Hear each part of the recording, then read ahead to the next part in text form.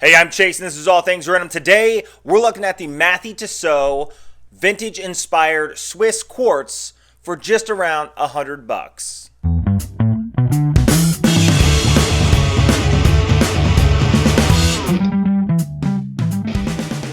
Now, as we hop into the video, I'm going to ask you to subscribe to the channel, leave a comment down below, and hit that notification bell. So many watch videos and other videos coming up in the future. We're going to dive in, unbox this watch, then I'll tell you what I'm going to do with the watch in the end, because it's going to be pretty badass. And here is the package I received. The Mathey-Tissot Swiss watch comes in this sort of pleather pouch. It's not the best quality pouch. However, it was $108.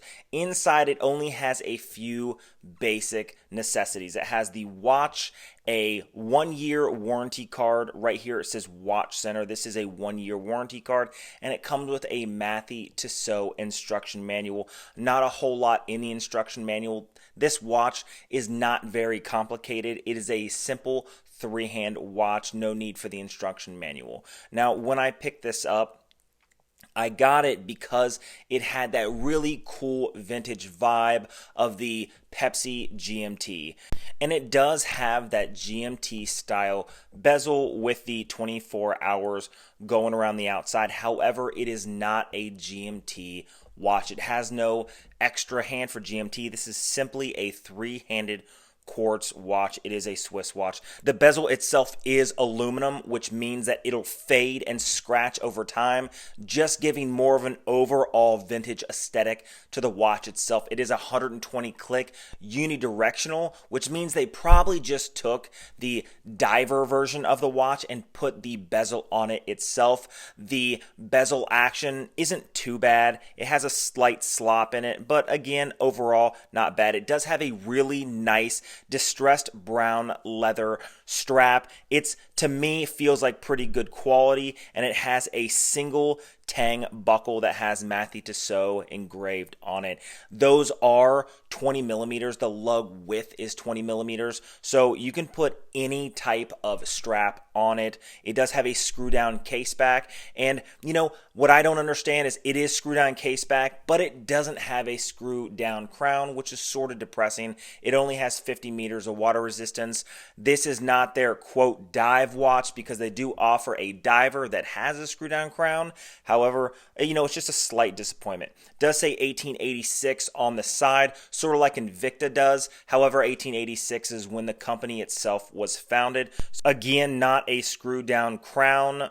However, we're going to make this work anyway. Now let's go into some details about the dial itself. Now the dial is a matte black finish, says Mathey-Tissot just underneath the 12 o'clock and vintage just above the 6 o'clock position. Now the indices are printed, they're not applied, and they're printed with a nice cream colored lume. I'll show you a lume shot at the end of the video. Now, the dial itself does come together, and it does have a very nice vintage aesthetic look. It does have the classic Mercedes hands, the Mercedes on the hour, the sword hand on the minute, and the lollipop on the second. The second hand tick does line up pretty well with the minute markers along the outside track, which is nice to see. Now, again, I'm a big fan of this aluminum bezel. It reminds me of the old style Rolexes before they went to the ceramic bezels, and they have a really nice age. If you ever Google search an old GMT Master or an old Rolex from the 60s, 70s, 80s, you'll see that they just have a lot of character over time. I think that this will show the same type of wear with that aluminum bezel. It's not for everybody because the aluminum bezel does scratch and it does wear and fade. The watch thickness is 13.5 millimeters high. Now that is a little high for a quartz watch. However, it is that extremely domed crystal, that mineral crystal, that causes it to have that type of height. Now there's barely any distortion because of the way the crystal is formed over the dial. However,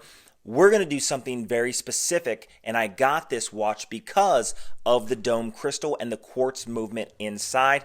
Tell you more about that in the end. Now, again, the overall feel of this watch is very comfortable on the wrist. Here's a wrist shot. That 40 millimeters for any watch is a sweet spot for most wrists, either over 6.5 inches or just under 7.5 inches, which is around most guys. This thing is extremely comfortable. I love the way the leather strap fits, and I've worn it now for about 2 weeks, and I can tell you that it's extremely light, and I almost forget about it on my wrist. Now the lume. And here it is, a nice bright green in the beginning that fades over time. Not the greatest, but you know, it gets the job done. Now again, the whole goal of this watch, the reason I purchased it is because I plan on using 100% silicone oil and filling it and finding out what happens. I've watched a few videos on YouTube already of people oil filling their Quartz watches. I want to see just what happens with this watch. This is my test watch. The next watch video that is going to be released is going to be oil filling the watch and the outcome. So stay tuned.